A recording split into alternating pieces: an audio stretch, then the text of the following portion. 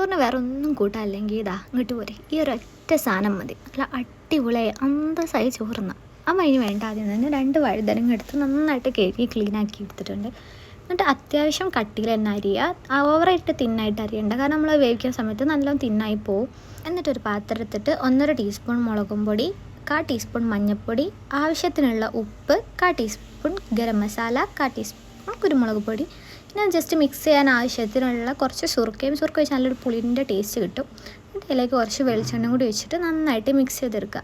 അത് നന്നായിട്ട് മിക്സ് ആയതിൻ്റെ ശേഷം നമ്മൾ അരിഞ്ഞ് വെച്ചിട്ടുള്ള വഴുതനങ്ങൻ്റെ പീസ് ഇട്ടിട്ട് നല്ലോണം മിക്സ് ചെയ്ത് കൊടുക്കുക. നന്നായിട്ട് മിക്സ് ചെയ്തിട്ടൊരു 10-15 മിനിറ്റ് ജസ്റ്റ് ഒന്ന് റെസ്റ്റ് ചെയ്യാൻ വെക്കുക. വെച്ചില്ലെങ്കിലും വലിയ കുഴപ്പമൊന്നുമില്ല, പക്ഷേ റെസ്റ്റ് ചെയ്യാൻ വെച്ചാൽ നല്ല ടേസ്റ്റ് ഉണ്ടാവും.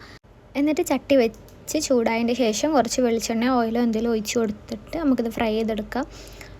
അട്ടിക്കൊന്നും ഇടാതെ കുറച്ച് വിട്ട് ഇട്ട് കൊടുക്കുക. നന്നായിട്ട് ഫ്രൈ ആയി കിട്ടണമെന്നുണ്ടെങ്കിൽ. എന്നിട്ട് അത്യാവശ്യം തിരിച്ചും മറിച്ചൊക്കെ ഇട്ട് കൊടുത്തിട്ട് നന്നായിട്ട് ഫ്രൈ ചെയ്തെടുത്താൽ നമ്മളെ ബ്രിഞ്ചാൾ ഫ്രൈ ഇവിടെ റെഡി ആയിട്ടുണ്ട്.